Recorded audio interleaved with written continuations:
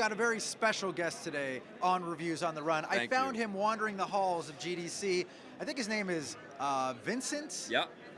Vincent Tallarico. No, Yeah, Vincent yeah, Tallarico. Yeah, I'm the Tallarico guy. Yeah. Vincent Tallarico Yeah. here. Yeah. And I thought we could have a conversation today about a video game because I saw you on Twitter. Little one? It's a small video game Yep. for a small video game console. Mm. And I saw you on Twitter. I thought I can track this guy down and see if he wants to come on my show. And sure enough, here you are. And we're going to talk about it's like almost like an indie. You would never see this. Maybe you'd find it on an app store. Buried. You gotta dig for it. You gotta dig for it. It's called The Legend of Zelda. Zelda, yeah. Zelda. Yeah. Breath of the Wild. Yes. I think is what it's called. And it's Yes. for this little console, the Nintendo Switch. Mhm. I don't think it's selling very well. I don't Yeah. think a lot of people are playing Well, this thing yet. historically, it hasn't sold out well. That's right. Because it's out tomorrow. Are we going to keep this up for the entire? No, we're Because not. I'm gonna poop out in about 20 minutes. Okay, Vic, Zelda, Switch. It's all anyone's talking about. Let's talk about it, Well, man. you know, I think there's been this derogatory term floating around. It's the Zelda machine, and you and I were texting the other day, and it's like they could I've made that term. They could have I've called heard it that. the Zelda. The Zelda. They could have called it the brand new console, the Zelda. The Zelda Switch. And I would be first in line for this thing. I still would, and that's 100% about the power of this game. This game has had me transfixed. I love the machine because of this game.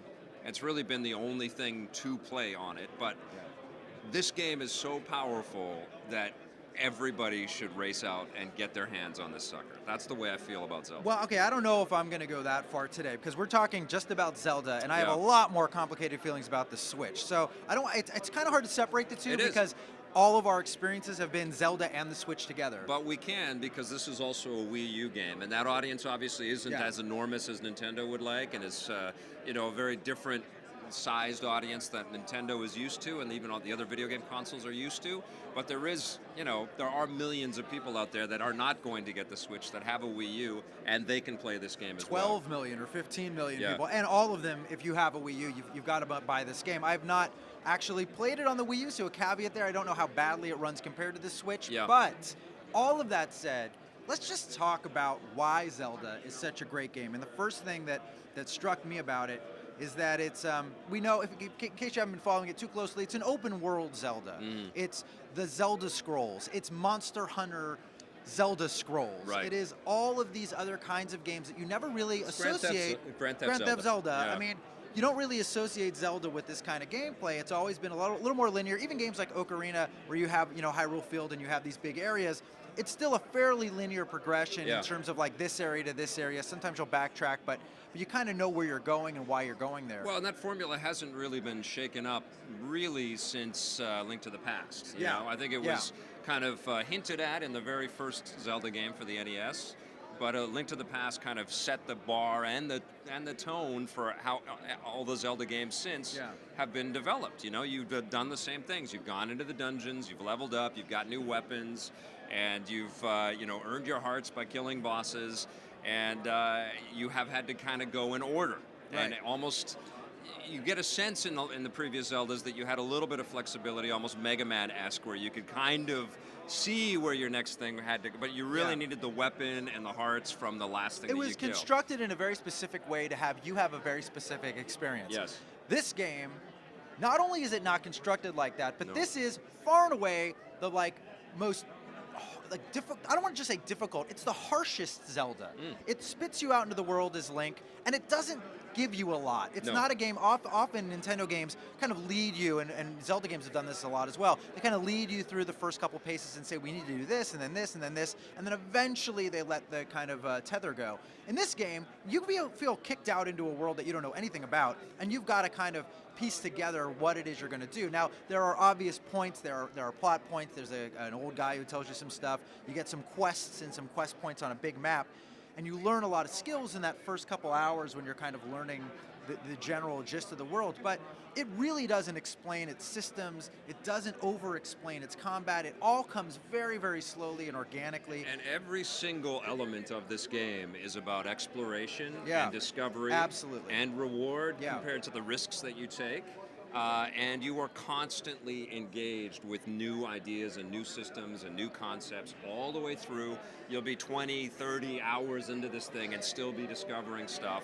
and it all comes, out of this kind of this base physics design that just feels so perfect, so accurate to the vision, so well sort of constructed for you. There is a lot of dynamic sort of gameplay that just emerges from the choices that you make. Yeah. And it really feels to me like not only just a new Zelda, but a new philosophy around making video games at Nintendo. Because the safe play would have been to make a sequel to Ocarina of Time or something that we're very familiar with. Yeah. It feels like this was a saying goodbye to a lot of those old constructs and a lot of those old game design ideas and saying, okay, we adore and respect what Zelda has become, but let's take it all off the table and start again. And I don't know how you felt, but the full time I was playing this game, I was expecting an old Zelda thing to kind of reel me back and, that's, of course, now we're back. And there are lots of moments where that just does not happen. Yeah, I mean, I think what's so special is exactly what you're saying. It's Japanese game design. It is pure Japanese game design that is marrying Western, current, contemporary open world game design. We've seen that happen, and it doesn't usually click like this. Like Monster Hunter, there are games that have sort of touched on some of these ideas, and they always feel a little weird, and they never feel like the parts exactly match. Yeah. This is like the Zelda team studied games like Skyrim, studied these games and said, how can we make a game like this but keep Zelda's core principles and ideas, but not make it feel like you've already played it? This is a fresh game. It contains some of the same, they have the same kind of combat. You have a lock on, you kind of scoot around enemies, but there's a whole new system where if you dodge at the right time, it slows down. You've got these dramatic ways of getting on and off horses where you grab them by the neck. You've got this incredible physics system. You've got this world that is so vertical. There are these cliffs everywhere that you can scale. You can walk up to it, and if you have enough stamina, scale, and who the hell knows what's up there? And they're everywhere. And take the risk, and if you climb too high, you might be wearing the wrong clothes because you start freezing. You need clothes. You get all kinds of resources to cook, and you can cook in certain places, but you don't know what the recipes are. You have to experiment. It rewards all of the things that I think as gamers we love about video games that are this designed this way, open world, which is that we have some sort of control and agency and input into how our character is developing. And Link typically develops one way. Yeah, right. And in this game... And you could also, which was interesting, you would name him whatever you wanted, and he would develop however the game kind of forced him to develop. Right. And this one, you are Link, but everybody's Link is going to be different, and everybody's path through this game is going to be different, and the replayability that's available to you in this game is out of this world. It is a sensational, and this is the thing, like, I feel like this is one of the biggest and best reasons why you would ever want to engage with a video game. I feel like this is one of the most sublime video game experiences I've had, and I want to play it again. I want to go and play through it again to You're see. You're still playing it right now. I know, but you were literally playing it right before we turned the camera on. And that's the other amazing thing too, is with the Switch you can keep playing it no matter where you go, and it is like flipping open, an amazing book that you just cannot put down, and you carry it with you in your mind, and you carry it with you physically, and then you put it on your television, and no matter where you put it or play it or see it, it's always gorgeous, it's always sumptuous, there's always so many incredible details. But I want to play it again just to know where this sits on my favorite games of all time list, because right now it feels like one of the best things I've ever experienced. It's such a great boon for Nintendo for this system that has a lot of questions and a lot of issues, right? Like, a lot of people are excited about the Switch, but there are so many things we don't know about its online network, about, there's some issues with some of the hardware. There's some things going on with the Switch that aren't great. But the one thing that's going on with the Switch that is unequivocally great is this video game, and what it reminded me of is that we're focusing so much on Nintendo as a hardware manufacturer again, and how are they going to do this? They've got this console portable hybrid that is doing a lot of cool things, but it's also leaving a lot of questions. And this reminds you that when they put their mind to it, they are among the greatest game makers in the world. Well, this solidifies that. We've said that and expressed that many times, but this also really speaks to this idea that this is a brand new Nintendo that has learned a lot from not only the hardware they've made and the games they've made, but the industry that they're in. We see here, we're doing this review here at GDC. They had a big Nindies event where they talked about all the indie games that they're going to be working on. promising new games every week on the eShop. Lots of promises. You know, lots of promises. They got to come through, and there's obvious skepticism because of the disappointments that we've had, not just with the Wii U, but initially with the 3DS, which they were able to turn around. But they have made a system brand new that brings the best of what they've done portably with the best that they've done in a hardware console-wise way together for the first time ever. They've got a much bigger sort of outreach into the development community, giving the Switch dev platform away for $400, which is probably one of the lowest priced development kits ever. This may be priced a little bit high. The machine itself may be priced a little bit high and doesn't have a pack-in game, but they're making it a very smart way to kind of, like with a game of this caliber, a very smart way to get hype out there, out the gate. Well, they needed to recoup their costs after X amount of years of Zelda. They needed to get this thing out. They've been struggling with the Wii U. Well, again, I don't want to dive too deep because I would argue with some of those Switch points. I want to go back to Zelda specifically and some of the things that really surprised me about it. The first couple hours of this video game, Zelda games in the past always sort of struggle to the beginning of the game is always a little slow. There's always a little too much exposition. It takes too long to get the stuff that you really want to play. Yeah, and in this case, its first 4 hours are different than the rest of the game. You're on this plateau where you're kind of guarded away from the rest of the open world and you can't get off it for a reason. And what you're doing there is you're going to these shrines and you're learning these abilities.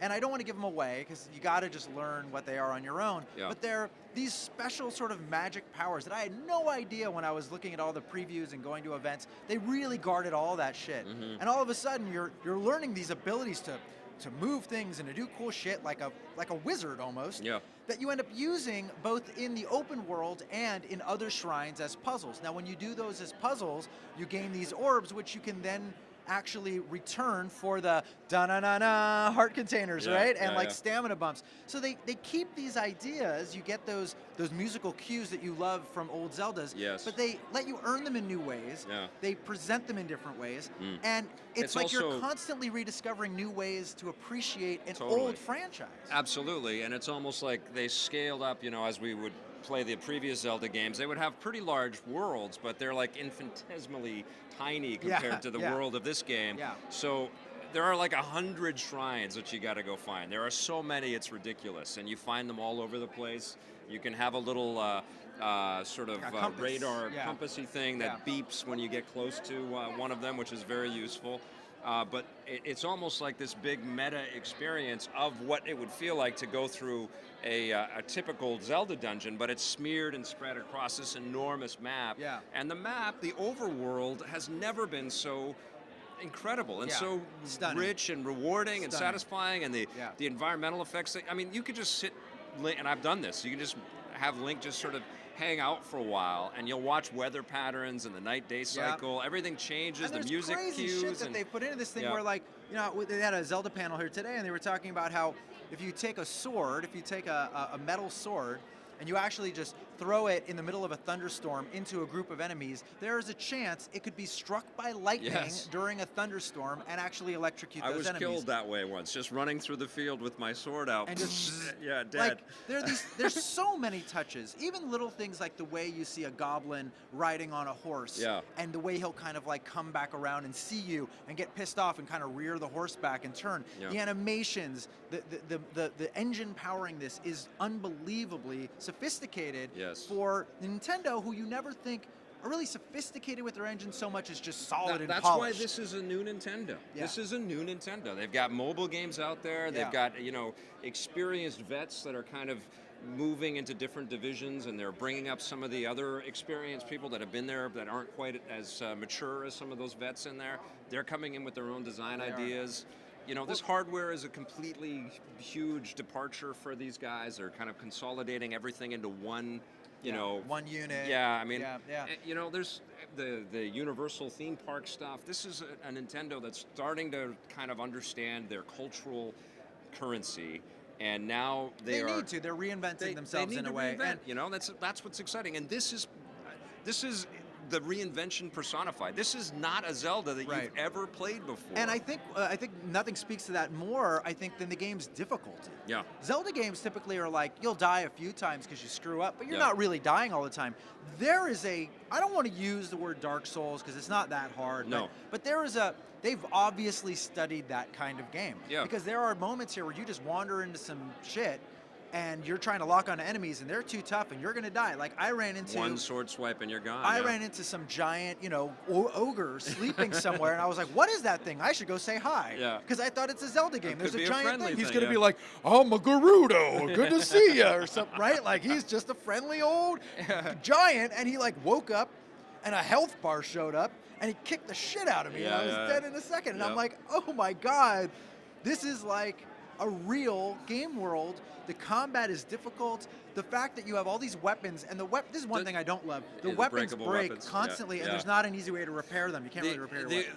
the only complaint I have, I don't like that, but what I do like are all the weapons that you do collect throughout. They're They're littered so everywhere. interesting, Yeah, you find lots of stuff. and they're fun to play with, right? Yeah, So yeah. the converse of them breaking is really kind of rewarding. I dig that. What I don't like is the inventory management. Yeah. I feel like that's a clunky sort of interface, and maybe something that would be benefited on the Wii U, where you had the dual screens and you could instantly tap on things like that. Yeah. And because you've only got the one screen on the Switch, Right. and cycling through everything becomes a little bit of a chore. Yeah. And they could have done stuff with the shoulder buttons. They could Yeah, have you made have it to a use little the bit more. It's a little awkward when you hop into Yeah. the inventory. But that's And, my only real Yeah. complaint. Everything else, I mean, are there things that you don't like about it? I mean, really the two things for me is the breakable weapons, which it's a little overly punitive. Like Yeah. one of the things I love about open world games is you finally find a sword that you love, or you find a bow that you love, and you're like, that's going to be my jam for a while. Yeah. And in this game, you find some killer blue sword, and you're like, yes, it's going to be great.